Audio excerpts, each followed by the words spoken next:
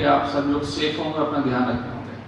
तो आज का टॉपिक जो आपके साथ शेयर करने जा रहा हूँ वो है ऑल्टरनेटिव फॉर्म्स ऑफ डीएनए।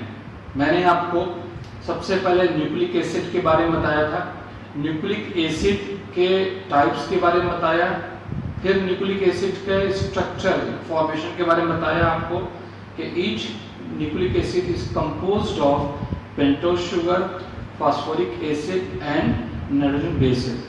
उसके आगे मैंने फिर आपको लास्ट, अगर आपने मेरा लेक्चर सुना होगा तो मैंने आपको बताया है डीएनए के स्ट्रक्चर से रिलेटेड इंफॉर्मेशन दी है, डीऑक्सीराइबोन्यूक्लिक एसिड के मीनिंग क्या है, उसके डेफिनेशन क्या है, उसका फंक्शन क्या है, ये सारी इंफॉर्मेशन आप सभी के पास उम्मीद है कि अब पहुंच गई होंगी।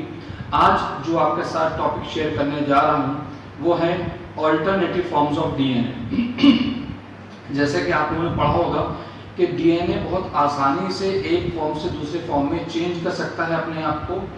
जब डीएनए को डिहाइड्रेट किया जाता है अलग अलग आयंस की प्रेजेंस में, तो वो अलग अलग फॉर्म्स में वो चेंज होता जाता है। या यूँ कहा जाए कि जो इसका रिवर्सिबल जो फीचर होता है, डीएनए का रिवर्सिबल फीचर होता है कि एक फॉर्म से दूसरी फॉर्म में बहुत आसानी से अपने आप को चेंज कर सकता है। वो कौन कौन सी ऑल्टरनेटिव फॉर्म्स में चेंज हो सकता है उसको बहुत शॉर्ट में यहाँ बताने की कोशिश की गई है, और उम्मीद है कि आप लोग इस टेबल के ज़रिए से बहुत कुछ सीख सकते हैं और आगे भी सीखते रहेंगे। ये मैंने यहाँ मेंशन कर रखा है ऑल्टरनेटिव फॉर्म्स ऑफ डीएनए।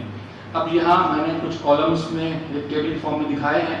जो कॉलम्स नंबर 1 है उसमें पहले सबसे पहले कैरेक्टरिस्टिक लिख रखा है मैंने, उसके बाद ए डीएनए, फिर बी डीएनए, सी डीएनए और जेड डीएनए। ये ज़्यादा इंपॉर्टेंट फॉर्म्स हैं। इसके अलावा भी कुछ डीएनए की अदर फॉर्म्स पाई जाती हैं, उसके बारे में बताऊंगा ज़रूर आपको।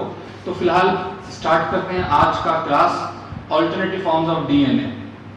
नंबर 1 कंडीशन, यानी किस कंडीशन में कौन सी फॉर्म में जो डीएनए या यूं कहा जाए कि बी डीएनए चेंज होता रहता है अपनी अलग अलग अल्टरनेटिव फॉर्म्स में, तो किस तरीके से कौन सी कंडीशन होना चाहिए। यानी इस बी डीएनए को ए डीएनए में चेंज होने के लिए, ये भी कह सकते हैं आप, या ये कह सकते हैं कि ए डीएनए फॉर्म के लिए सूटेबल कंडीशंस क्या होती हैं, कौन सी कंडीशन पे ये फॉर्म अपीयर होगी या डेवलप होगी। तो देखिए यहाँ 75% रिलेटिव ह्यूमिडिटी होना चाहिए, उसके साथ sodium, potassium and caesium ions की प्रेजेंस में ये जो बी फॉर्म डीएनए होता है वो डिहाइड्रेटेड होकर ए फॉर्म में कन्वर्ट हो जाता है, यानी बदल जाता है।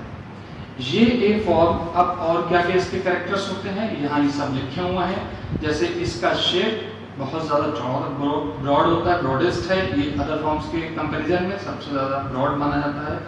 हेलिक्स सेंस, इसका किस तरह का हेलिकल स्ट्रक्चर है, of course right handed helical structure है।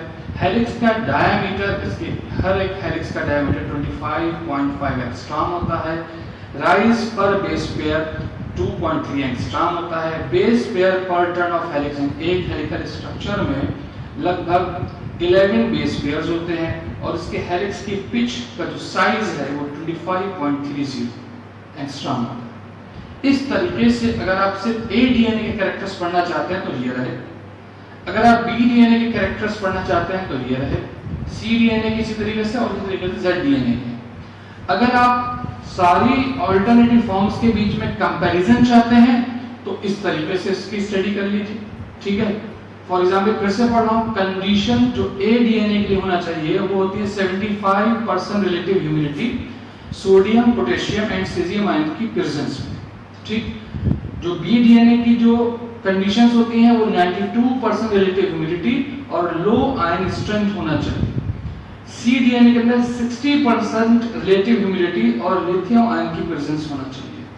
Z DNA very high salt concentration इसके लिए सबसे सुटेबल कंडीशन मानी जाती है। ये जेड डीएनए की बात होगी, पहला कैरेक्टर। ये सारे कैरेक्टरिस्टिक फीचर्स की कंपैरिजन हो गई, ए फॉर्म की भी, बी फॉर्म की भी, सी और जेड की, इन चारों फॉर्म्स की कंडीशंस के ये हो गए वेरिएशन या अलग अलग कैरेक्टर्स। अब बात करते हैं शेप की। तो देखिए ए डीएनए लिखा है ब्रॉडेस्ट, बी डीएनए इंटरमीडिएट होता है, ना बहुत ज्यादा चौड़ा होगा ना बहुत ज्यादा थिन होगा, ये नैरो होगा। सी डीएनए नैरो होता है और जेड डीएनए नैरोएस्ट होता है। ये भी कंपैरिजन होगी, आप मान सकते हैं। अगला जो है हेलिक्सेंस, ये राइट हैंडेड है, सभी राइट हैंडेड होते हैं except ZDNA। ZDNA is left handed होता है। होता क्या है कि ZDNA का जो फॉस्फेट होता है, जो उसकी बैकबोन होती है, वो जिगजैग मैनर में होती है, इस तरीके से होती है ZDNA के अंदर।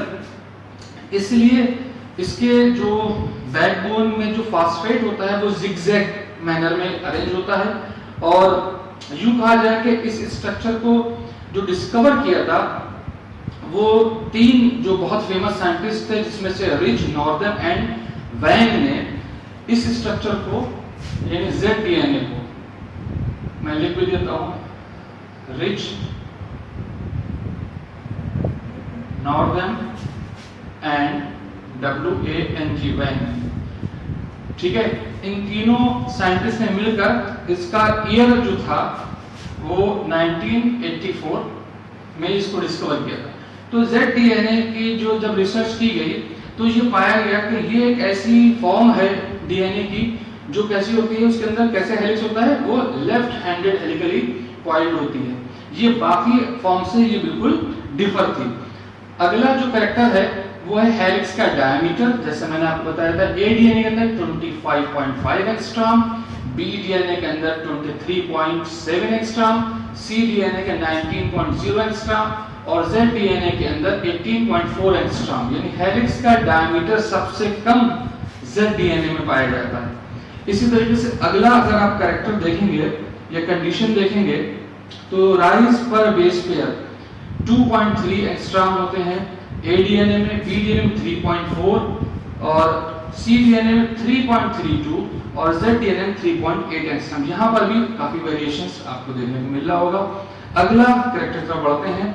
अगला कैरेक्टर है बेस पेयर पर टर्न ऑफ हेलिक्स, यानी एक हेलिकल स्ट्रक्चर या हेलिक्स के अंदर कितने base pair, nitrogen base pair होते हैं।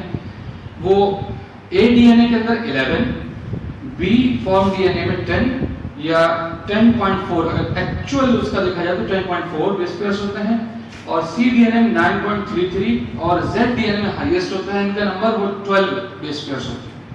लास्ट पॉइंट इसमें दिया है हेलिक्स की जो पिच होती है वो 25.30 एंगस्ट्रॉम, 35.36 एंगस्ट्रॉम, 30.97 एंगस्ट्रॉम।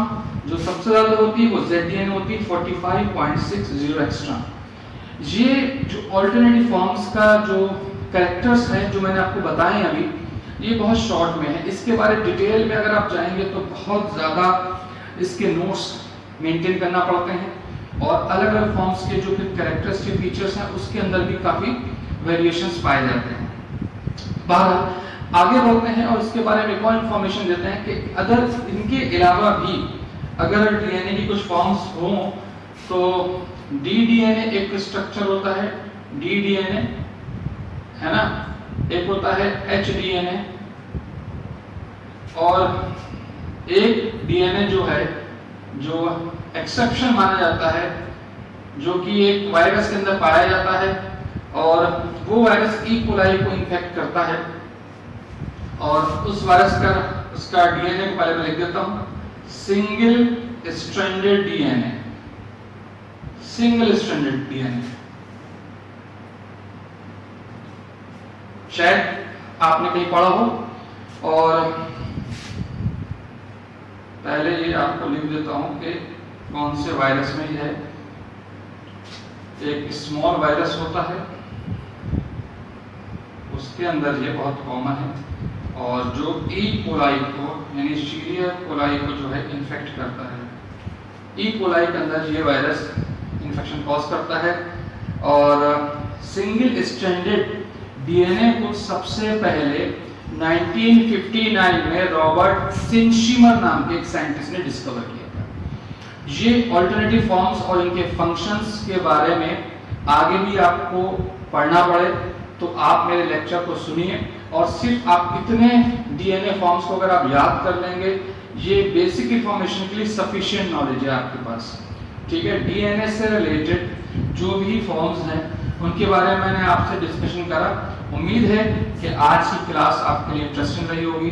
अगली क्लास में जब आपसे मिलूंगा तो डीएनए से रिलेटेड मैंने जो कहा था, जो रिसर्चेस और रह गए हैं, जो चीज़ें रह गई जैसे DNA as a genetic material, ये प्रूफ करने के लिए कब, किसने और कौन सा एक्सपेरिमेंट परफॉर्म किया था, बहुत जल्द इसके बारे में बताऊंगा। अपना ध्यान रखिएगा, फिर से मुलाकात होगी अगले टॉपिक के साथ। तब तक बी हैप्पी। Thank you.